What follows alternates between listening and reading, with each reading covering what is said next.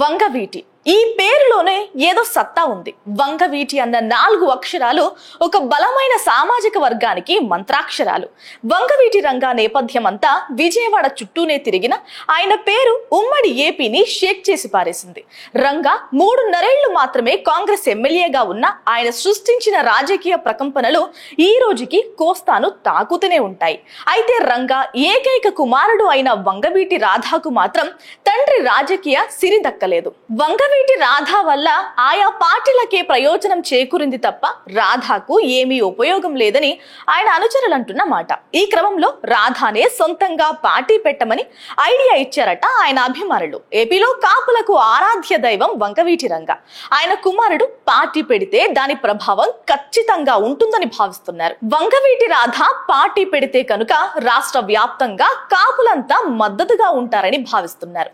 Ranga fans కానీ ఆయన అనుచర బలం కానీ చాలా ఎక్కువే. పైగా కాపులలో రంగాకు ఉన్న ఫాలోయింగ్ అంతా ఇంత కాదు. పవన్ కళ్యాణ్ జనసేన కంటే కూడా రాధా పార్టీ పెడితే కాపుల మద్దతు ఆ వైపే ఉంటుందని అంటున్నారు. ఇక జనసేన అధినాయకత్వం నిర్ణయాలతో ఆయన విధానాలతో కొంత వ్యతిరేకిస్తూ అసంతృప్తిగా ఉన్న వర్గాలు కూడా కలిసి వస్తాయని అంచనా వేస్తున్నారు. ప్రస్తుతం ఆయన రాధా పార్టీ పెడతారు అన్న చర్చ అయితే జోరుగా సాగుతోంది. మరి రాధా పార్టీ పెడితే మాత్రం ఏపీలో రాజకీయ సామాజిక పరిణామాలు దారుణంగా మారడం ఖాయమని అంటున్నారు.